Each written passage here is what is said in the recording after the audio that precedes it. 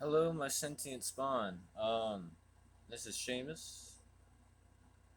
I'm not sure if I mentioned my name yet, but here it is. I'm me, guilty as charged. I had a premonition that we are literally living in infinity right now. Just a small segment of it. Just what we're able to perceive right now is the right now that you are perceiving, right? Right.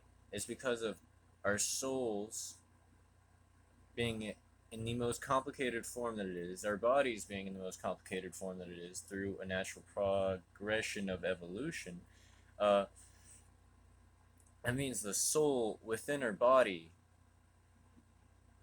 is constantly evolving the same way that your body in its environment is constantly evolving and shaping itself to what it needs to do. What you're doing more prevalently, you get more adept at. What you are doing less frequently, you slowly lose coordination and agility towards what is not being used, what is not being needed, what is a whole lot less prevalent than particular motions taking place within a daily, if not weekly, scheduled regimen routine. You know where I'm coming from. Out the fifth dimension, out the cloud 9, off the dome, and into your ears. Get ready. You don't know where this is coming from.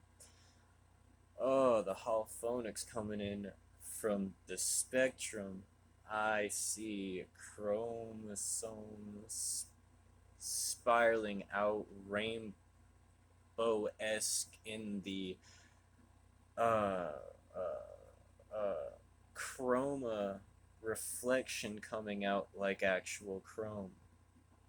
Metallic aesthetics painted onto silver Mitsubishis. What I'm saying is a whole bunch of nothing because what I was thinking and actually trying to lead you with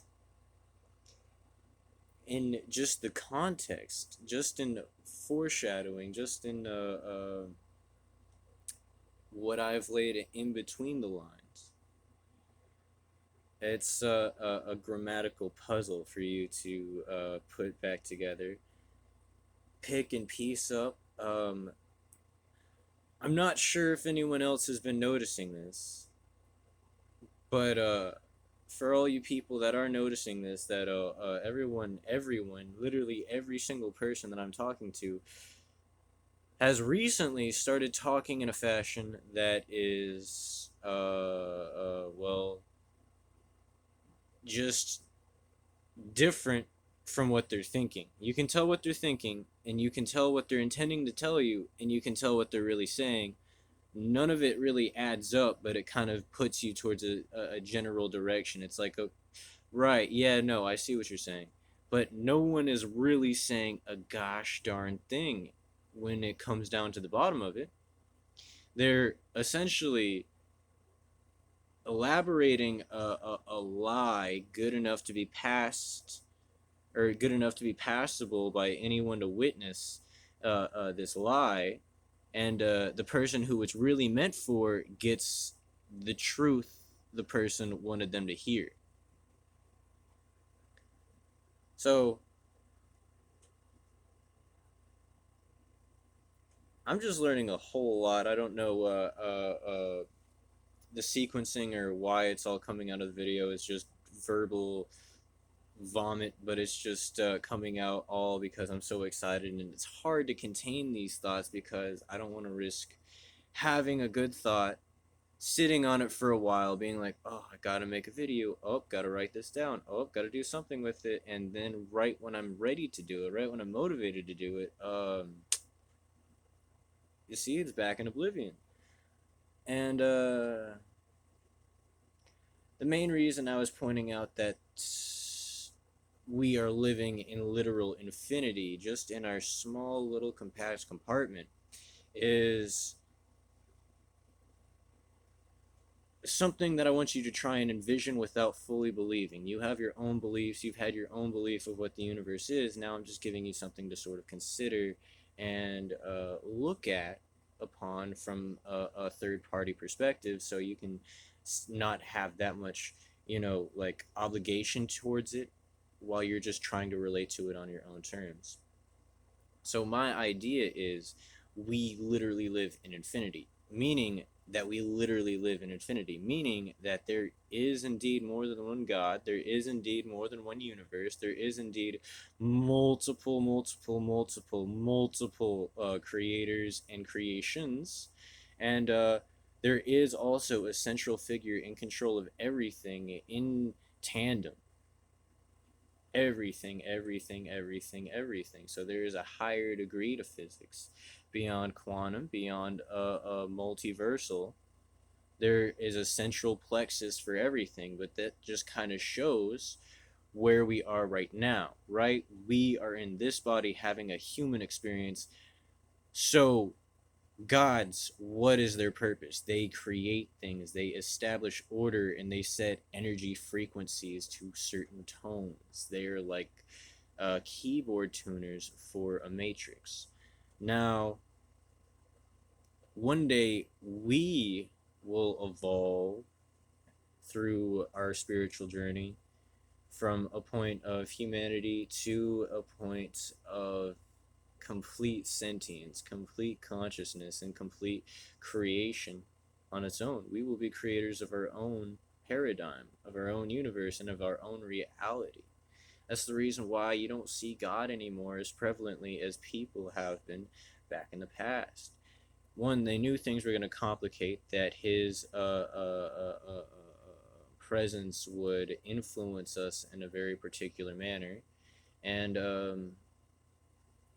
that he has a higher purpose in his existence, in his reality, that's more important than the one he actually created.